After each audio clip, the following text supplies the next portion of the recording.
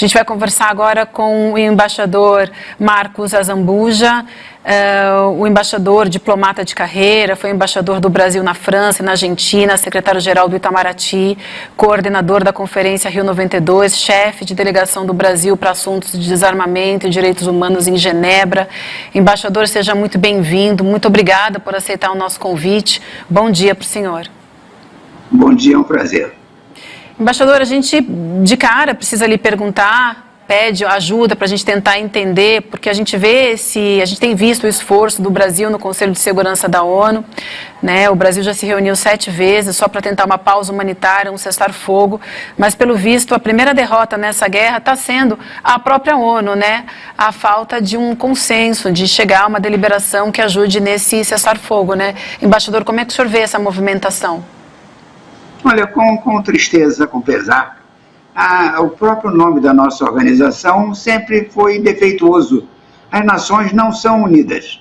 O problema é que, quando acabou a Segunda Guerra Mundial, havia esperança de que uma vitória contra o nazismo, o fascismo, iam levar a uma união. E esses países agiriam de comum acordo. Não foi o que aconteceu. Mas não adianta agora ficar lamentando a história que não houve. Hoje nós estamos, no momento, nesse cenário devastador de tristeza, de sofrimento, de destruição, uma única coisa a comemorar. Eu creio que a opinião pública mundial está sendo sensibilizada de uma maneira que nunca tinha sido antes para os horrores da guerra. A guerra antes era uma abstração, a não ser para aqueles que estavam envolvidos diretamente nela, naquele momento. Agora não há como acordar sem ter uma percepção de que está havendo uma devastação de vidas humanas, de propriedades, de esperanças, que terão um efeito didático. É pouco consolo, é magra esperança, mas é o que nós temos. No momento, há uma paralisia da possibilidade de agir politicamente. As várias resoluções do Conselho de Segurança não foram aprovadas. A melhor era a nossa, que chegou a ter 12 votos, mas teve o veto americano, não deu para funcionar. A ideia de uma ação de outro tipo, através da Assembleia Geral, é difícil, é longa, é demorada. Assim que nós estamos sendo os espectadores impotentes de uma tragédia. E o que eu espero é que isso tenha, como várias vezes teve na história, um valor didático. A não ser uma pessoa muito desumana, ninguém pode assistir o que nós estamos assistindo sem uma ação de pesar, de tristeza indizível pelas vítimas inocentes. De modo que a única coisa a extrair desse sofrimento é a lição do sofrimento. Portanto, eu estou dando a ideia que, no momento, a diplomacia está paralisada, não há mediadores internacionais eficazes, não há ninguém com uma estatura moral mundial para agir. Os próprios apelos do Papa, os apelos de vários presidentes não têm efeito, porque nós estamos ainda naquela fase de ferocidade de ação. Enquanto que eu estou muito pessimista no curto prazo e esperançoso de que as imagens todas que nós estamos vendo, essa revelação permanente do sofrimento, tem um efeito didático e que dessa desgraça toda algum proveito surja. É forte a fala do embaixador Azambuja, por toda a experiência dele, né? A Vivian leu aqui o currículo do embaixador, é impressionante, é um dos embaixadores com mais experiência, um dos diplomatas, melhor dizendo, com mais experiência no Brasil. Espectadores impotentes desta guerra, foi a frase do embaixador Marcos Azambuja. Mas eu queria perguntar para o senhor, a partir de amanhã, a China assume a presidência do Conselho de Segurança da ONU. Sai o Brasil, que é um país de posições moderadas e que conversa com todo mundo, e entra a China. O que esperar desta nova fase? Se já foi difícil chegar a algum tipo de acordo com o Brasil na coordenação, o que o senhor acha que pode acontecer com a China? Estas escaramuças verbais vão aumentar? A gente viu os israelenses com estrela amarela no peito lá no Conselho de Segurança, quer dizer, uma tentativa de transformar inclusive a ONU num palco de embates simbólicos ou de palavras. E com a China na presidência nas próximas semanas, o que o senhor espera, embaixador? Olha, pouca coisa. Eu tenho uma grande admiração pela diplomacia chinesa. A China é um país, não só um grande país, mas um país de grande prudência e de grande cuidado. Mas eu não estou vendo no momento que eles possam tirar nenhum resultado melhor que o Brasil tentou. O Brasil era, no caso, o país mais confortavelmente colocado, porque fala com os israelenses, fala com os árabes, tem uma trajetória de conciliação, mas que é difícil. O que eu creio é que nós vamos ter, de certa maneira, uma pausa ou um fim dessa crise por exaustão, por processo de fadiga, de cansaço, e também porque a opinião pública mundial está se dando conta que nós estamos sendo todos manipulados o tempo todo. Quer dizer, a notícia raramente hoje tem uma neutralidade. Ela é uma notícia, essencialmente, que procura ou criar uma adesão a Israel, ou então uma solidariedade com os palestinos. O Brasil reage bem às duas coisas. O Brasil é um amigo de Israel e o Brasil é um amigo dos palestinos. Mas que mesmo nossa disposição amistosa com os dois não bastou. Houve um caso recente que me impressionou muito. O secretário-geral da ONU, o Antônio Guterres, tentou contextualizar a crise. Disse, olha, preciso ver isso no contexto de dezenas de anos de conflito. Foi muito massacrado. De modo que, no momento em que as pessoas que tentam a paz são muito atacadas, não há muita esperança de que a paz prospere. E eu vou dizer uma coisa a você. A história tem uma espécie de tempo. E nós chegamos ainda ao tempo da paz. Nós estamos ainda infernalmente no tempo do conflito. Portanto, eu estou, como sempre, um otimista de médio e longo prazo, mas um pessimista extremo de curto prazo. Nós temos ainda várias etapas de uma tragédia a se desenrolar antes de que a indignação mundial, a perplexidade do mundo diante de tanto sofrimento, obrigue todos a agir. Mas, no momento, a mão ainda está daqueles que querem golpear, querem atingir. Eu vou dizer uma coisa a vocês, que sou um bom historiador, mas sou um péssimo profeta. Eu não sei o que vai acontecer. O que eu gostaria é que isso cessasse, porque é uma coisa infame, é uma coisa que faz mal à humanidade. Um bom dia, embaixador. Acho que a gente quase combinou o final da sua resposta com a pergunta que eu quero lhe fazer, porque tem gente no chat aqui falando que o senhor parece um pessimista muito consciente, né, em relação ao que a gente tem visto nesse conflito. E o senhor falou que é um otimista a longo prazo. Eu queria falar, obviamente, dentro das suas capacidades proféticas, que o senhor falou que não são as melhores, em que caminho a gente tem a esse conflito, visto que é um conflito histórico, né? A gente tem 60 anos de conflito, de disputa em relação a esse território, e não me parece que cada vez mais, com o passar do tempo, nenhum dos lados queira ceder nada em relação a nada, em especial Israel, né, na formação dessa solução de dois estados. A longo prazo, o senhor pelo menos é um otimista. O que aponta essa solução a longo prazo, embaixador?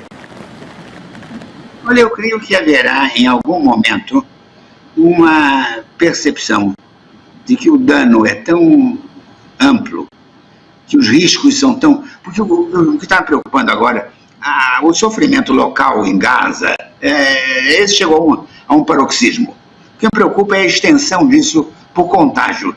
As guerras são vírus, elas são contagiosas. De modo que é possível que o Hezbollah, que o Líbano, que a Síria, que o Irã...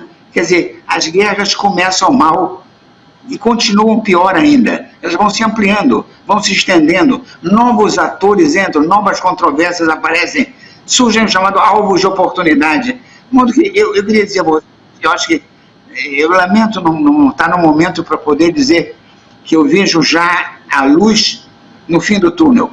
O que eu vejo é muito túnel e pouca luz. De modo que eu não vejo ainda...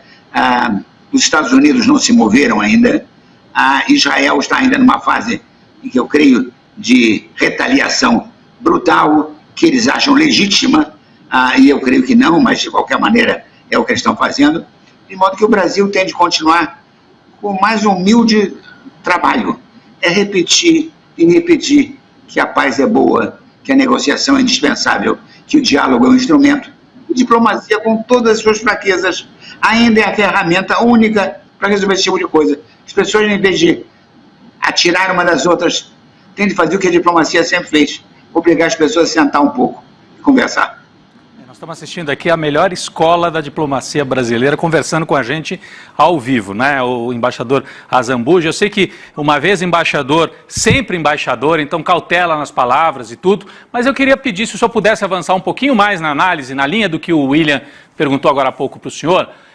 Quando a gente olha assim para o mundo, para a geopolítica do mundo, muita gente está assistindo ou está vendo nesse conflito um deslocamento do mundo islâmico, não só árabe, né? O mundo islâmico em direção àquele bloco China-Rússia, porque havia divergências ali dentro, né, embaixador? A Arábia Saudita se aproximando de Israel, a própria Turquia, que é islâmica, não é árabe, mas faz parte da OTAN, e agora a Turquia vai para o lado, né, também fecha com esse bloco. O mundo a gente está vendo um fosso se abrir, o senhor enxerga isso e acha que isso é o que vai acontecer a médio prazo? Tem a ver com o avanço da China também, e eu volto à China, né? Então, abre-se um fosso maior entre Ocidente e Oriente? É inevitável isso a médio prazo? Eu não sei se é inevitável, mas parece irresistível. Eu, no momento, não vejo outra coisa senão esse deslocamento. Vamos começar, por exemplo. O século americano está chegando, eu creio, ao fim. Aquela quase unilateralidade do poder americano, que começa no fim da Primeira Guerra Mundial, é a Segunda, o fim da Guerra Fria. Os Estados Unidos, em certo momento, venceu outra superpotência da época, que era a União Soviética, e tinha as cartas para jogar. Não jogou bem as cartas. O mundo não se redesenhou. Não houve um novo esforço para criar novas regras do jogo. Nós vivemos ainda com os fragmentos da Carta das Nações Unidas, negociada lá atrás, em 1945. Muita coisa houve depois e nós não tivemos a sabedoria. Então, o que nós estamos vivendo é o fim de um ciclo de poder. É um momento em que uma ordem internacional se esgarça, se fragiliza e a nova não surgiu ainda. Eu creio que é evidente, tudo indica que há uma crescente importância da Ásia e do Pacífico. É evidente que velhos países estão reassumindo a sua posição. A Rússia volta a ter o seu poder, não antigo, mas um grande poder. O Irã, a Turquia, o Egito, Indonésia, os BRICS são muito importantes. De modo que tudo isso sugere a mim o fim de uma etapa. Agora as etapas terminam com agonias que são longas, são difíceis, são complicadas. Nós estamos vivendo o fim de um ciclo. Eu vejo com clareza o que está acabando, não vejo com clareza o que está começando. Mas claramente, nesse novo projeto, os países emergentes, as grandes economias emergentes, eu penso no Brasil, eu penso na China, eu penso na Indonésia, eu penso na Coreia, de certa maneira vão encontrar um papel e um espaço maior. Mas é preciso, em certo momento, que as pessoas se sentem e procurem redesenhar o mundo. Com as ferramentas que nós temos, não está dando mais para funcionar bem. Essa paralisia do Conselho de Segurança, um veto após o outro, não é possível. Quer dizer, eu vou dizer uma coisa a você, as nações não nasceram unidas. O próprio nome da organização não é um nome afortunado, porque a União é que fazia força. Nesse caso, não. A União paralisa. Nós não temos condições de alterar. Portanto, eu lamento a quem está nos assistindo que a minha voz não seja, no momento, o que ela costuma ser, que é de otimismo, de esperança, de confiança. Não é de longo prazo, não. Isso, daqui semanas, dias, o sofrimento vai resgatar todos nós. Agora, há um preço extraordinário. O que eu tenho assistido é a guerra trazida para a intimidade da gente. Eu estou vivendo uma situação que eu nunca imaginei. Eu não sou um combatente, eu não sou uma vítima, mas eu sou o mais privilegiado espectador de uma grande desgraça. Embaixador, a gente agradece demais a lucidez com que o senhor trouxe aqui as informações para o nosso debate e a gente concorda com tudo que o senhor disse aqui. Fica muito claro que realmente, como o senhor falou, né, é um túnel que ainda não tem fim e o que o senhor está vendo pouca luz. É como a gente enxerga também, infelizmente. A questão toda, o problema é que no meio disso tudo é o risco de extermínio de uma população, né, de pessoas. A gente está falando de gente, então por isso a gente agradece demais a sua lucidez, a gente entende isso e a gente se solidariza. Então eu queria agradecer demais a sua participação e fica o convite por uma nova oportunidade. Muito obrigada, embaixador, e um bom dia. Obrigado. Foi um prazer, boa sorte para vocês.